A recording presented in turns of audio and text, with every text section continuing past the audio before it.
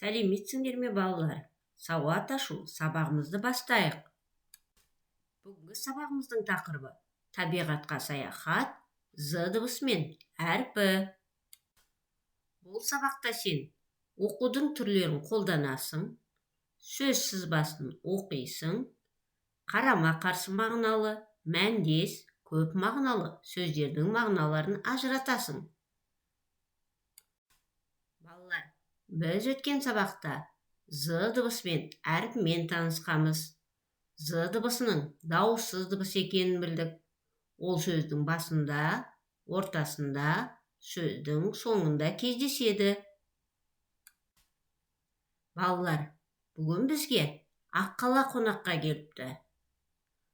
Ол бізге балалар, менің жұмбағыма жауап бересіңдер ме дейді. Кәне балалар, Аққаланың жұмбағын шешіп көрейік. Қыста ғана болады, ұстасаң қолың тоңады. Ол не деп ойлайсыңдар балалар? Айтасыңдар балалар, ол қар.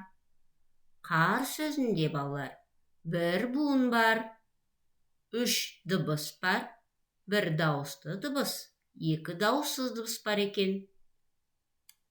Аққаланың келесі жұмбағына қарайық. Қолы жоқ сурет салады, тісі жоқ тістеп алады. Бұл не деп ойлайсыңдар балалар?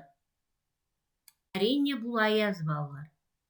Аяз сөзінде балалар, 2 буын бар екен. Аяз. 3 дыбыс бар екен, 2 дауысты дыбыс, 1 дауыссыз дыбыс бар екен. Балалар, Аққала, қар, аяз, бұлардың бәрі қай мезгілде болады?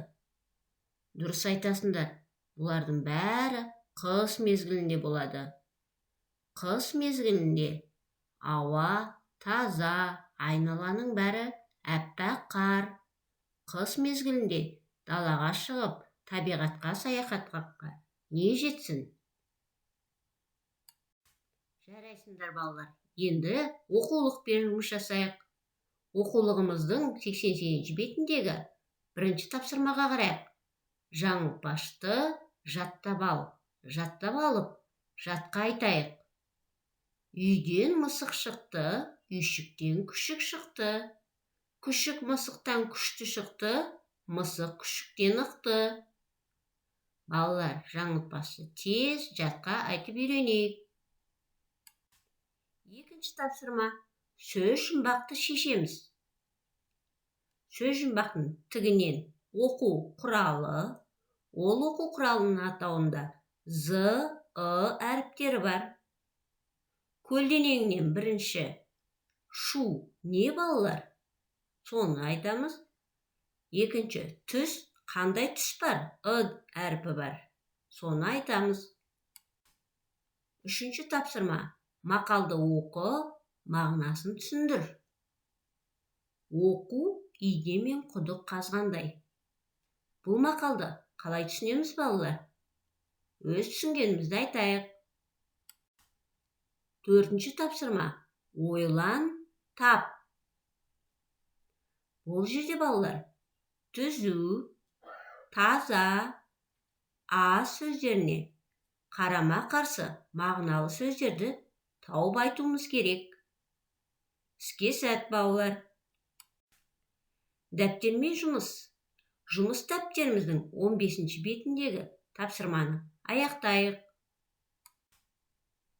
Мақалды дәптерімізге қатесіз көшіріп жазайық. Оқу инемен құдық қазғандай. Жарайсыңдар балалар. Өздеріңді мынандай смайликтер арқылы бағалап көрсетіңдер.